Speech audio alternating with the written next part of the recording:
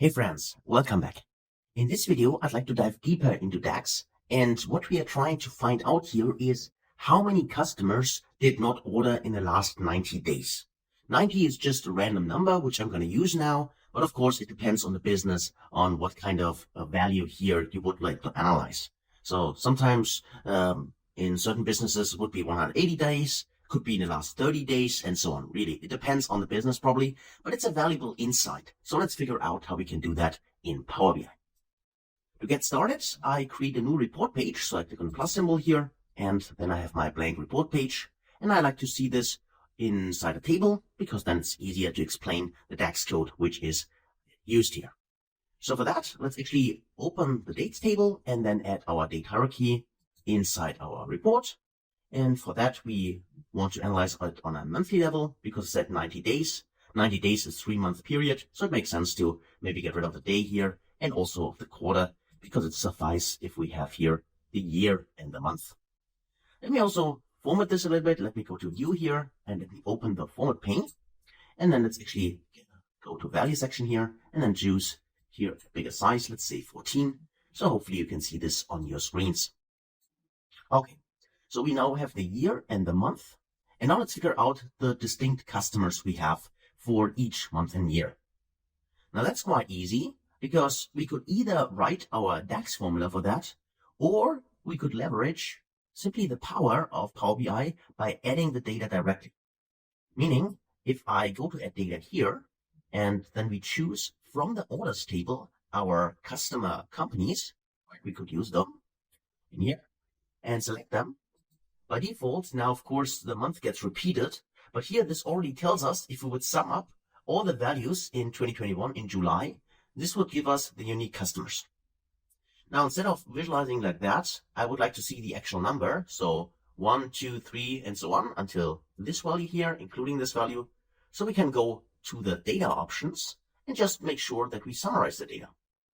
So by default, it's not summarized. That's why the values are repeating.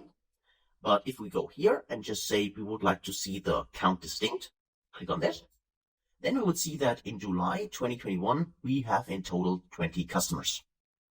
And in total, across the whole time frame, we have 89 distinct customers. So this number here, of course, is not the sum of those numbers.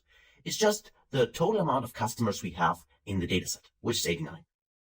And from these 89, for instance, in July, we had 20 which ordered. In August, we had 18 customers which ordered from our stores.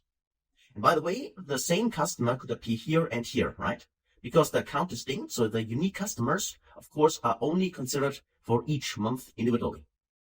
So that means a customer appearing here could be also in this subset appearing here, but maybe not, right? We do not know that.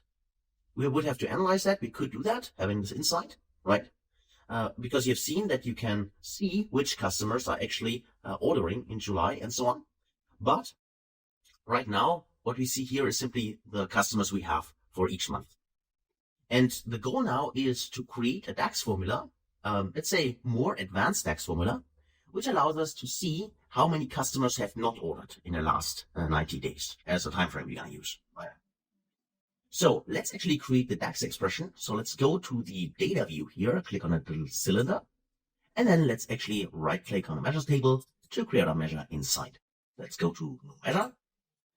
And then before I do that, I always forget that with the new interface, let's actually click on this icon to remove this pop-up window because it disturbs me a little bit.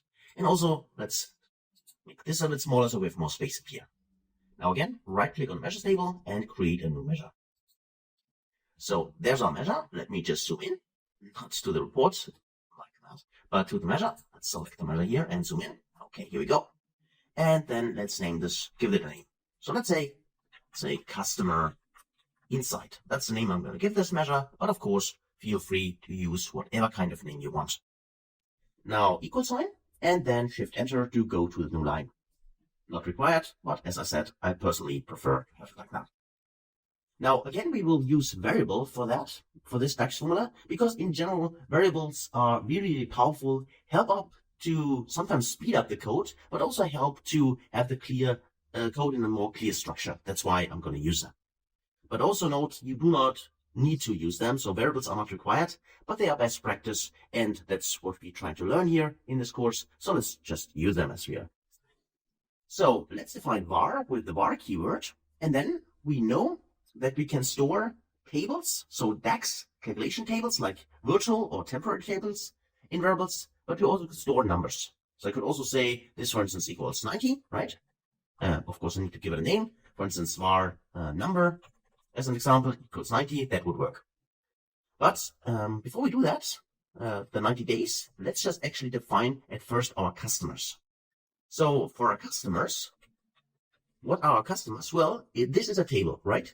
Because in this customer variable, we would like to store all the customers we have. And always remember that each visual has a filter context, meaning if we would like to store the variable customers in here and you use here a list of customers, then this list would be filtered by the current, in this case, row in this visual, like July 2021, which means in customers in this specific row, if we drag this measure later on in this table structure, we would only have 20 stored in customers. But because I would like to have a complete customer list, I need to remove the filter I have here. And we've seen that the all function can do this for us. The all selected could also do it. But in this case, I'm going with the all function. So I define all. And all requires here a column or a table. And in our case, it's a column because I would like to refer to the customer company. So customer company, here it is, customer company. And then I can close this. And that's basically a list of you, in this case, all my customers, ignoring the context we have here. So if we would simply use now a return count of this table, we would get 89, our total customers in this row as well. So this is a list of customers. So far, so good. Now, let's actually define a second variable, which is our time frame. So I call this time frame. And the time frame, as I said, in our example is 90 days. But this could also be flexible. You could use another number, or you could even store a what-if parameter inside, which allows then the end user of the report to choose a different value and do this dynamically. So let's actually now return something. Always remember, if you use variables with the var keyword, then you also need to use return keyword. So this is compulsory. Now, the return, what do we want to return? Now, we would like to check, let's say, if condition. The first one is I like to get rid of any, you've seen maybe in the past with these kinds of formulas, it could be the case that you see some empty rows then, and that's what I want to avoid. So this is why I would like to check at first that we actually have sales. And this is quite easy because we can simply check if either total sales unequals blank, or with the isBlank function, we could also do that way, isBlank, in this case, the total sales. So is this a month where we do not have any sales? In this case, do not show anything. So let's return a blank. Blank, here we go. So that's the first thing. So we check whether we have sales or not, just to make sure that we only display here really values for the customers when we have a year-month combination where we actually have sales. So actually starting in July 2021 up to, in this case, May 2023. And no, not above. Later on, we do not want to display empty values. So this is the first thing we need to check. Then next, if that is fine, then now the test. So if it's true, blank, I need to check that, is blank total sales, then blank, okay, that's fine. And if that is not, if that is false, here we go, then I would like to count rows. So count rows, simply counts the rows in the table. Now the table will get filtered. So that's why we use the filter function. The filter function, again, needs another table inside, which is our customers. So I can refer to the customer table we have created up here. Now I calculate, I'm using the calculate function here. I want to calculate the count rows. Count rows function just counts the rows in the table. Now the table I want to count is the orders table. So orders table. And then I want to filter this expression. So in the calculate, I want to filter. And what do I want to filter? I want to make sure that I only calculate the values in the orders table for the customers, which are between the 90-day time frame. So I'm referring to my table, which is my dates table.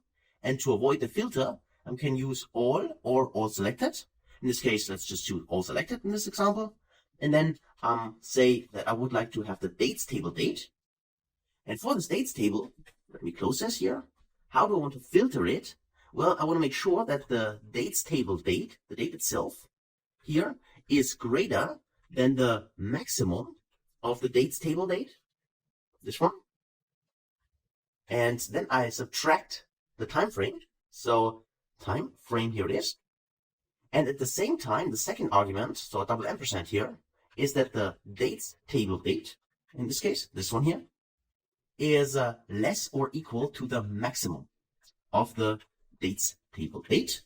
Here we go. That's the second criteria. That's how we want to filter our dates table.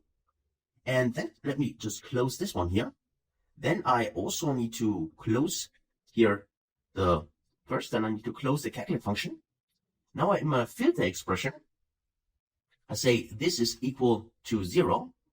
And then let me just close the other three, which is this one here, the count rows. And I think I missed one of the parentheses, but we see this in a moment. I think there should be another closing parenthesis. Here I have 3. Let's just check equals 0. Then I close this one. Then I close this one. And I think we close the last one, which are these 3. So let's just check whether that works. Let's first evaluate that. And then let's actually use this, just make sure, and copy it. And I go to my DAX formatter, because currently it's really difficult to read, at least for me. Then I go to format this. So here it is. And now let's actually copy this. So let me copy it and go in here, and let's actually just paste it inside like that. Okay, so that is a lot in here, as you can see. It's a long formula. But let's actually first save it, and let's just evaluate it, whether it works. And I did not, misplace any of the parentheses of this, because you've seen that it's quite complex. But let's first actually see what kind of data we get for our customer insights. So if I search for that, where are the customer insights? So just go in here and search for customer insight. There it is. So let's actually drag this in here, drag and drop it. And we can see that, okay, we get our values. So obviously the parentheses I set were correct. Now let's actually let's explore what this actually means, right? So in this case, the 69, that's easy to understand because you can see it like that way. In total, we have 89 customers. Now in July, in the month itself, 20 of our customers have ordered, which means 69 of the customers have not ordered in the last 3 months regarding all the customers we have. Of course, it's true because in prior month, we had no customers. Now, next we have 55 customers, meaning in August 2021, we have 55 customers of our total customer base, which is 89, which have not been ordered in the prior 3 months. So that's why at the beginning, the number might make less sense because we don't have 3-month period, which you can really analyze. But later on, it could be much more interesting. For instance, if we analyze the data in May, we would say that in this case, okay, in the last 3 months, actually, or 90 days to be specific, 32 of our total customer base have not ordered from us. That would be the insight. And just in case you're wondering, in this case, 89 minus 20 is 69. This is true. But 89 minus 20 minus 18, this is not 55. And the reason why this does not work is quite simple, because we actually treat the distinct customers for each year month individually. Meaning, a customer, which was a customer in this one, in this 20, could also appear in the 18, right? And that's why this don't add up, so you can't simply subtract 89 minus 20 minus 18 to get the number here. That doesn't work. Now let's explore one more time the really complex DAX formula. So let's go inside here, and let's just see. Now, in a customer insight, what do? Well, at first, we specify a list of all the customers we have. And we need to use all function, because we would like to ignore the filter context. And the filter context is the context, so the filter applied for each row. So that makes sure that the first year in this variable simply gets stored all the customer companies we have. So all the 89 customers we have. Then we specify the time frame and also set this in a variable which we call time frame, which is 90 days. And now we have this really, well, complex nested DAX formula. The first part is simply this: if is blank total sales, then blank. This actually is quite easy to understand. We just want to make sure we only show data for the year-month periods where we actually have sales.